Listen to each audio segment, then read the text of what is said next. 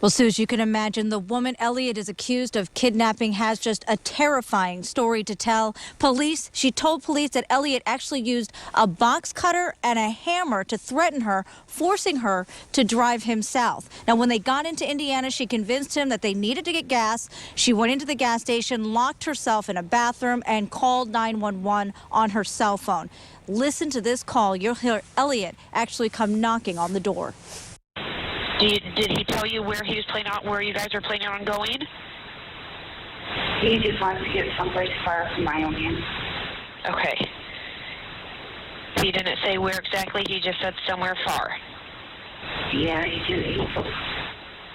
occupied. Yeah, in a little bit. Sorry. Taking me longer than what I thought. Is that him? Yes.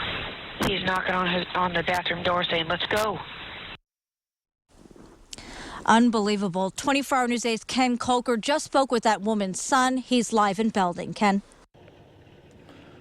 The woman he carjacked is home now here in Belding after that long, terrifying ride down to Indiana.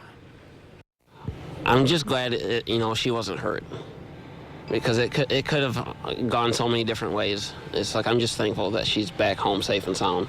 He says he was home last night on his computer, which is where he first heard about the prison escape. But he had no idea that the escaped killer had taken his mom. Not until she called about 1 this morning, asking for his dad. She just told me that she's safe, but she wanted to talk to my dad. And it's like, immediately that kind of set off some red flags, because, especially when the first thing she said is she's safe.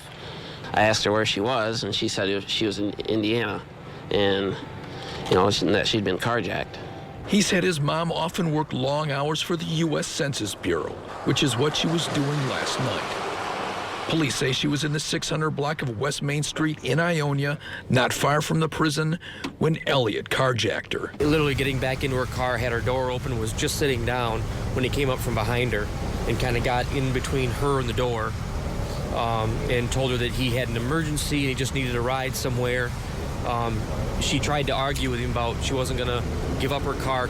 He held her for the long ride to Elkhart as she drove, but never hurt her. It was there that she escaped from the Jeep at a gas station and hid in a restroom.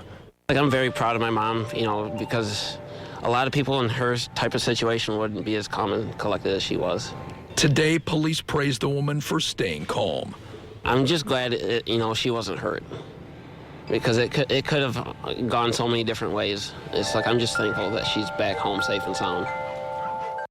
He says he hopes to hear the whole story one of these days from his mom, but says that she is too frazzled right now to tell it. Live in Belding, Ken Kolker, 24-hour News 8.